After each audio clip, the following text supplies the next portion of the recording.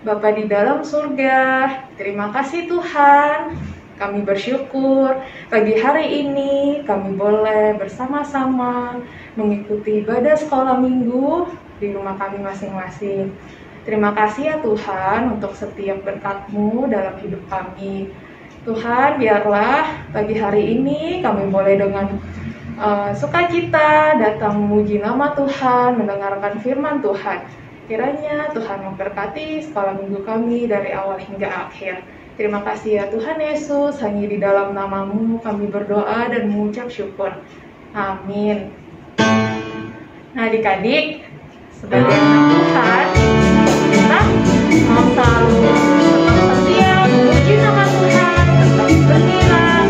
Yuk sama-sama kita mau menyanyikan lagu Saya Bergembira.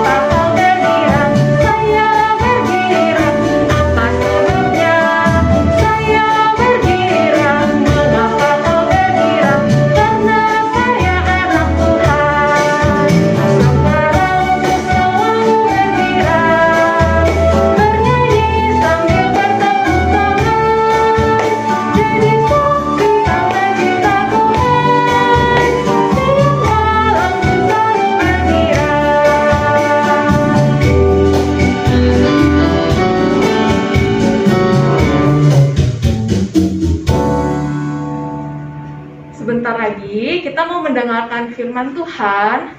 Yuk adik-adik, kita siapin hati kita. Mari kita duduk diam untuk mendengarkan firman Tuhan. Kita nyanyikan lagu Baca Kitab Suci.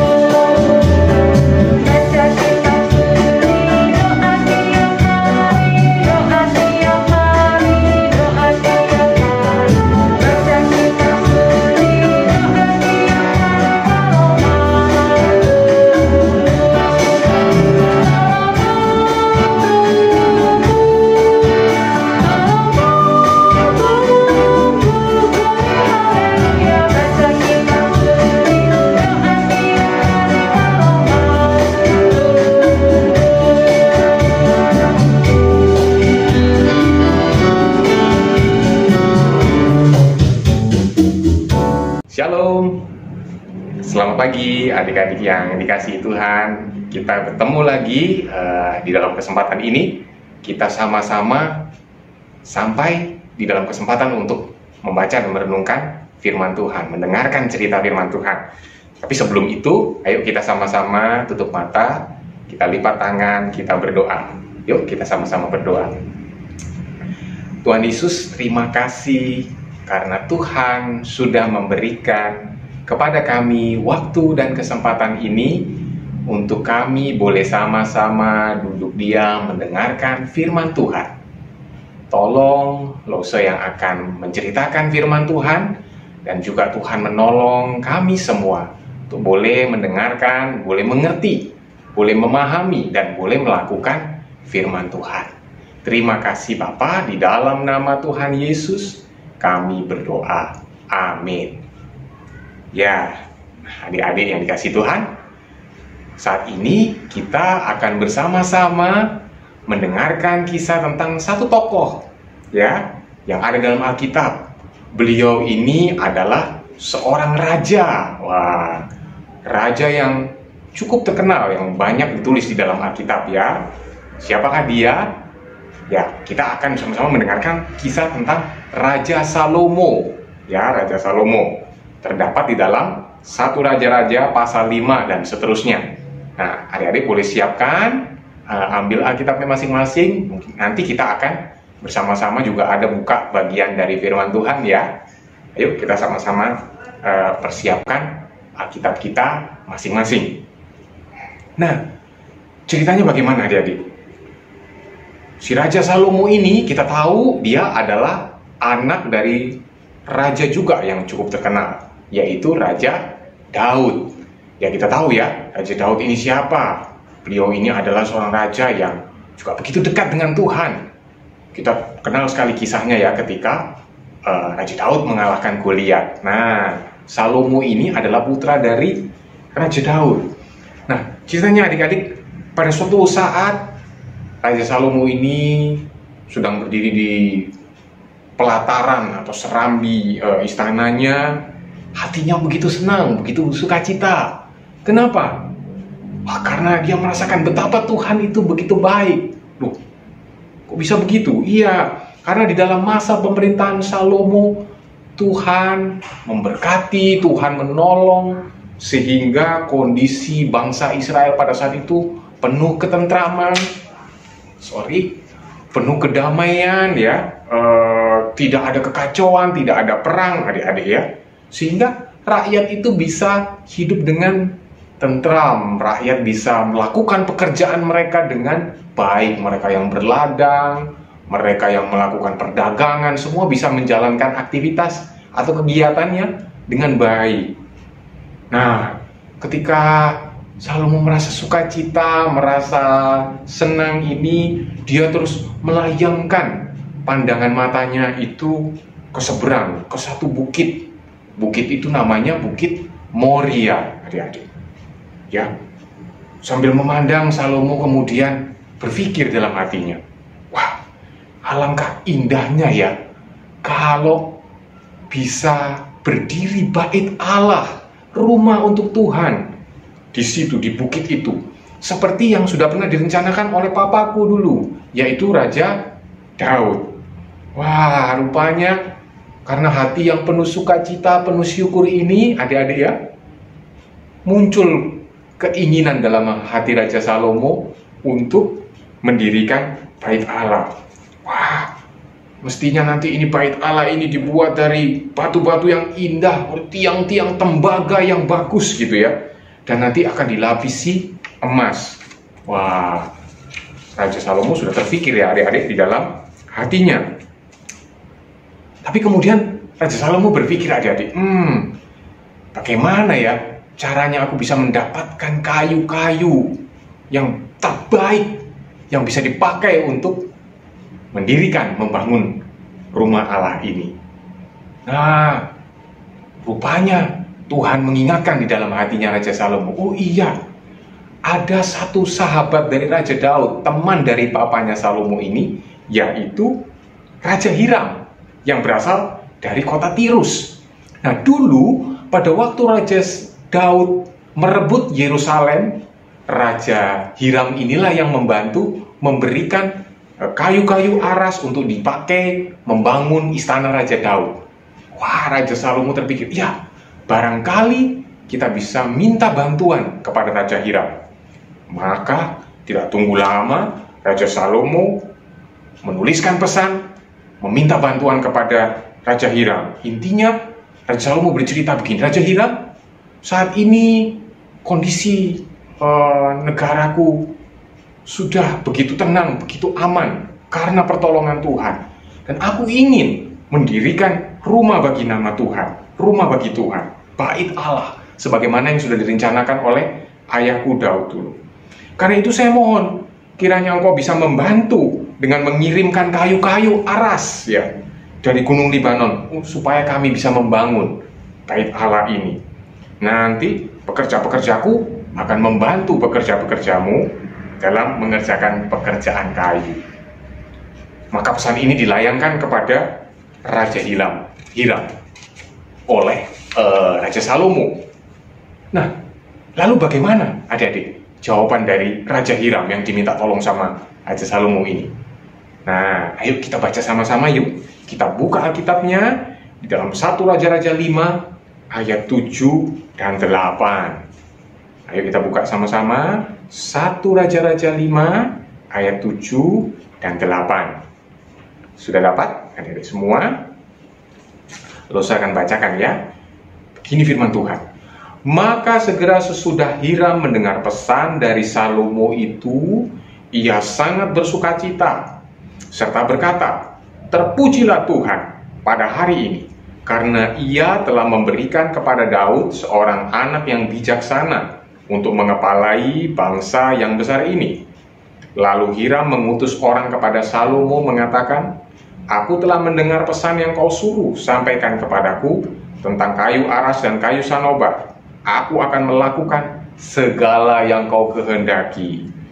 Wah, rupanya setelah Raja Hiram mendengar permintaan Salomo, dia bersukacita, dia senang sekali, dan dia bilang, baik Raja Salomo, aku akan memberikan apa yang engkau butuhkan.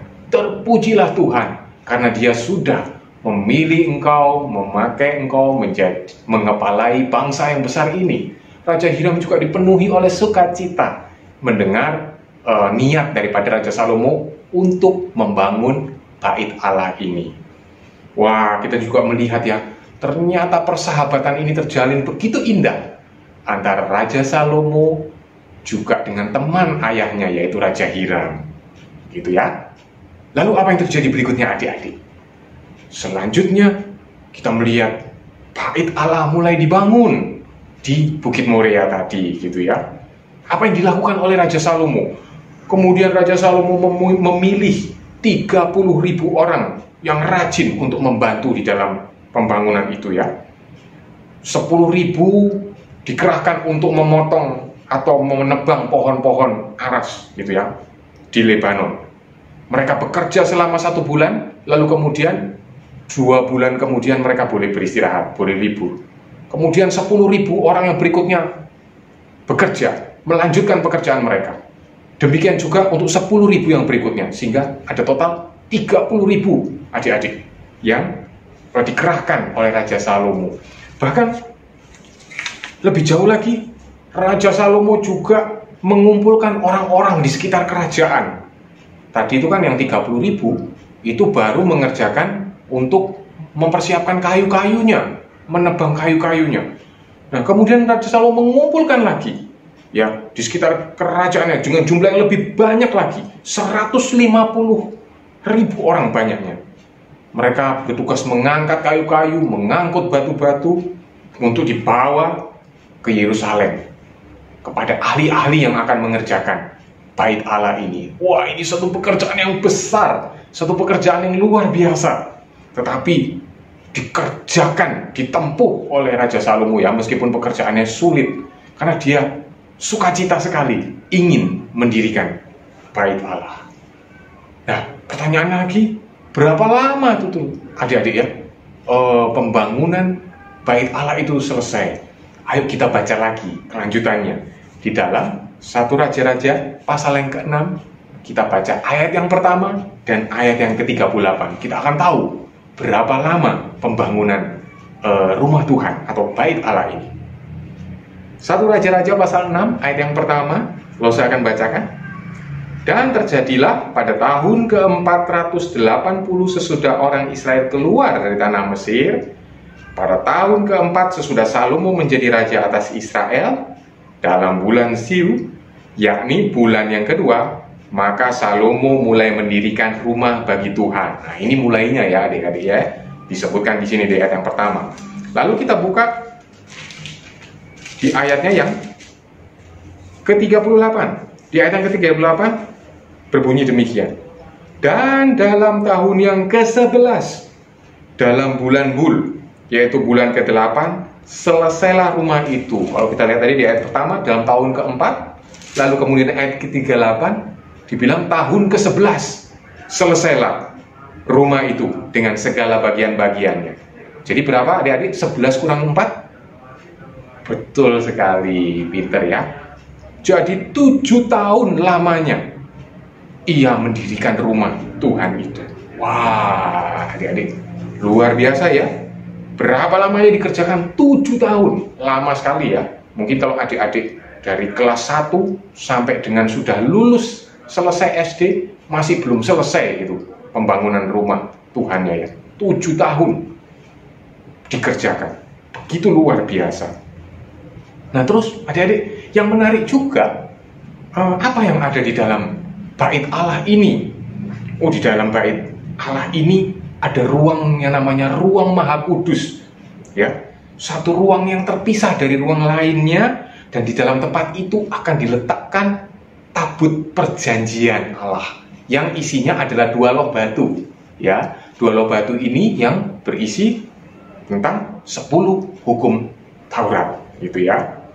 Nah, adik-adik, pertanyaannya, kenapa ya Raja Salomo begitu serius, begitu ingin memberi yang terbaik waktu membangun bait Allah ini? Bayangin ya, 7 tahun kemudian melakukan pekerjaannya begitu sulit, begitu besar ya, harus menyiapkan kayu-kayu, harus menyiapkan bahan-bahan bangunan yang begitu banyak, tapi dia sukacita, dia sungguh-sungguh ingin melakukan pekerjaan ini dan menyelesaikannya. Nah, jawabannya ada satu hal, yaitu karena Raja Salomo begitu merindukan kehadiran Tuhan. Dia begitu mengasihi Tuhan, sehingga dia mau Tuhan itu hadir, Tuhan itu melawat umatnya, Tuhan itu memberkati bangsanya, sehingga dia mau bangsa Israel juga boleh datang ke rumah Tuhan, boleh beribadah kepada Tuhan, boleh menyembah Tuhan ke baitnya yang sudah berdiri dengan baik. Kerinduan ini, keinginan ini untuk supaya dia dan seluruh bangsanya diberkati Tuhan, mendorong Raja Salomo untuk mempersiapkan rumah Tuhan, bait Tuhan ini dengan baik dan dengan sungguh-sungguh. Selanjutnya adik-adik, setelah bait Allahnya ini jadi begitu ya, kemudian tibalah bait tabut perjanjian itu dimasukkan, dipindahkan ya dari kemah suci yang tadinya diletakkan di kemah suci. Tabut perjanjian itu kemudian dibawa masuk ke dalam ruang Maha Kudus tadi dengan ibadah yang dilakukan sepanjang proses pemindahan itu. Dan di situ para imam, seluruh rakyat juga dengan penuh sukacita melakukan ibadah kepada Tuhan. Bahkan setelah selesai, Salomo juga mengajak rakyat memuji Tuhan gitu ya, menyanyi bersama-sama, memuji kebesaran Tuhan. Dan Salomo kemudian setelah semua proses ibadah di dalam bait Allah itu dimulai, Salomo kemudian berlutut. Dia berpaling ke bait Allah dan berdoa kepada Tuhan. Dia mengangkat tangan kepada Tuhan, bersyukur kepada Tuhan atas semua kebaikan Tuhan dan memuji Tuhan di sana. Wah, adik-adik, bahkan setelah itu selesai, perayaan berlangsung selama 1 minggu. Adik-adik bayangkan ya, untuk memulai atau katakanlah meresmikan bait Allah tersebut. Bahkan Raja Salomo menambah waktu seminggu lagi, jadi total 2 minggu gitu ya. Karena apa? Karena sukacita yang melimpah-limpah, karena rasa syukur yang melimpah-limpah, adik-adik. Wah, itu luar biasa sekali. Adik-adik, apa yang bisa kita pelajari dari cerita Raja Salomo yang begitu antusias, begitu sungguh-sungguh mau membangun bait Allah. Yang pertama adik-adik, kita belajar ya dari kisah ini bahwa tempat yang kita pakai untuk beribadah kepada Tuhan, mungkin ya barangkali tempat kita beribadah di gereja kita sekarang, atau mungkin kita sekarang beribadah dari rumah begitu ya, mungkin tidak seindah bait Allah yang dibangun oleh Salomo. Tetapi adik-adik yang sangat penting ya, ada kehadiran Allah di sana gitu ya. Kita belajar tadi bahwa apa yang membuat Salomo sukacita itu bukan megahnya bangunan, bukan, tetapi ada kehadiran Tuhan di sana. Ada Allah yang mengasihi umatnya yang hadir di situ. Karena itu, ya ini, karena Salomo yakin dan sadar bahwa Tuhan hadir, maka dia persiapkan rumah ibadah itu dengan sungguh-sungguh. Dia tidak sembarangan, ya. Dia tidak membiarkan rumah ibadah itu kotor. Nah, ini penting adik-adik ya. Jadi, kita belajar. Kalau kita tahu dan kita yakin bahwa Tuhan hadir, Tuhan ada, pada waktu kita datang beribadah ke rumahnya, maka kita harus jaga baik-baik bait Allah yang Tuhan percayakan ini, gereja yang Tuhan percayakan. Nah, kita juga diingatkan, sebentar lagi gereja kita juga akan berulang tahun yang ke-15. Wow, 15 tahun Tuhan sudah percayakan perjalanan gereja kita. Kita bersyukur dan kita mau terus jaga, betul sekali. Kita mau jaga gereja kita. Kita mau pastikan gereja ini terus menjadi tempat yang atau sarana Tuhan memberkati kita, Tuhan memberkati umatnya. Nah, yang kedua, kita belajar ya, karena Tuhan hadir ya di dalam gerejanya. Tuhan hadir waktu kita beribadah di tempat kita, maka hati kita juga harus bersih adik-adik ya. Kita harus meminta pertolongan Tuhan, supaya Tuhan yang membersihkan kita, memampukan kita, mengampuni kita dari segala dosa-dosa kita, bahkan sebelum kita memulai ibadah begitu ya. Nah, ini penting sekali. Jadi kita belajar, waktu kita mau datang kepada Tuhan, apakah aku datang karena hatiku rindu kepada Tuhan, atau karena disuruh sama mami papi? Ya, kita coba lihat ke dalam hati kita. Apakah kita sudah sungguh-sungguh merindukan Tuhan seperti Raja Salomo, sehingga kita mau beri yang terbaik, sehingga kita mau diri kita dibersihkan, kita mau diri kita diubahkan oleh Tuhan, oleh firman-Nya. Adik-adik, mari kita sama-sama bersyukur kepada Tuhan atas gerejanya. Kita juga bersyukur kepada Tuhan atas diri kita yang sudah diampuni, yang sudah diberkati oleh Tuhan. Sehingga dalam kita menghadap Tuhan, dalam kita sekarang ini berbakti, dalam setiap kesempatan, kita mau terus datang dengan hati yang rindu, dengan hati yang sukacita, dengan hati yang bersyukur kepada Tuhan. Baik adik-adik, mari kita bersama-sama bersatu di dalam doa. Tuhan, kami sudah mendengarkan cerita Raja Salomo yang begitu bersukacita karena Tuhan begitu baik. Raja Salomo yang begitu rindu kepada Tuhan, sehingga dia mempersiapkan banyak hal, dia melakukan persiapan yang terbaik, sehingga rumah Tuhan boleh dibangun.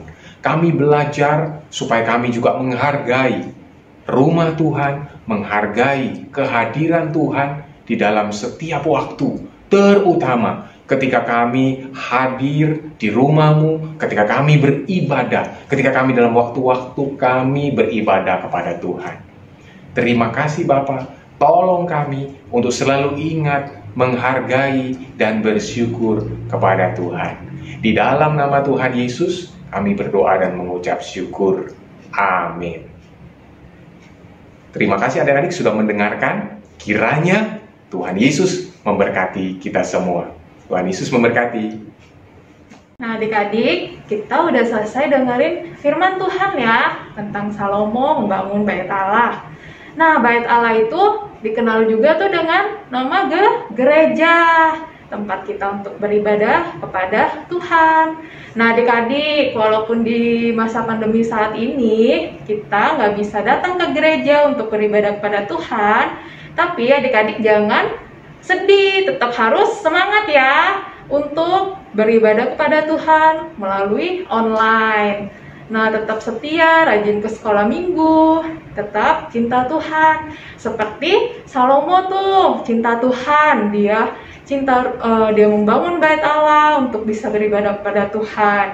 Nah, yuk kita juga mau meresponi firman Tuhan seperti Salomo yang cinta Tuhan, cinta rumah Tuhan. Kita juga mau cinta sekolah minggu, cinta gereja kita nyanyiin lagu Mars Sekolah Minggu.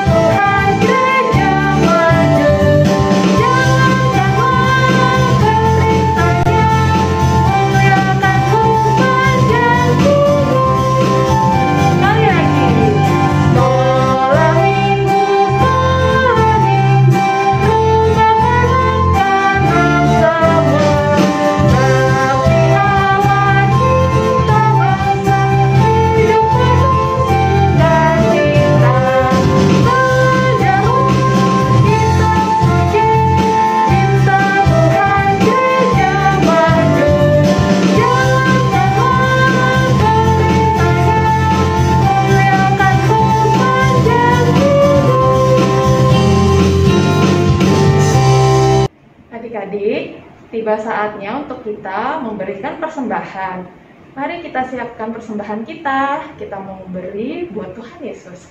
Yuk sama-sama kita mau nyanyiin lagu Beri Syukur.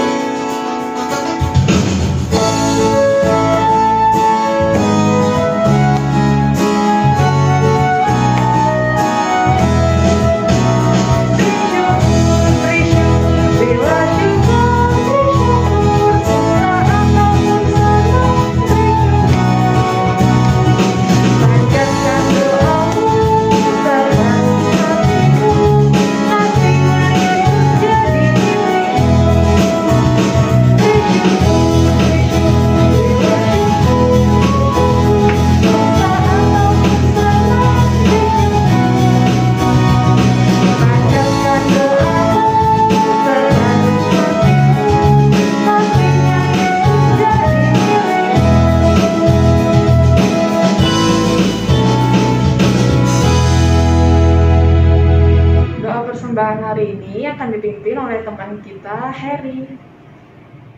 Mari teman-teman kita berdoa. Tuhan Yesus, terima kasih Kau menerima persembahan kami. Semoga Kau memberkati persembahan kami. Semoga Kau memberkati kami juga. Dan terima kasih Kau sudah memberkati kami sejauh ini. Dan nama Tuhan Yesus kami berdoa. Amin. Amin. Terima kasih, Harry. Adik-adik, ibadah sekolah minggu kita sudah selesai. Yuk sama-sama kita mau menyanyikan Bapa Terima Kasih.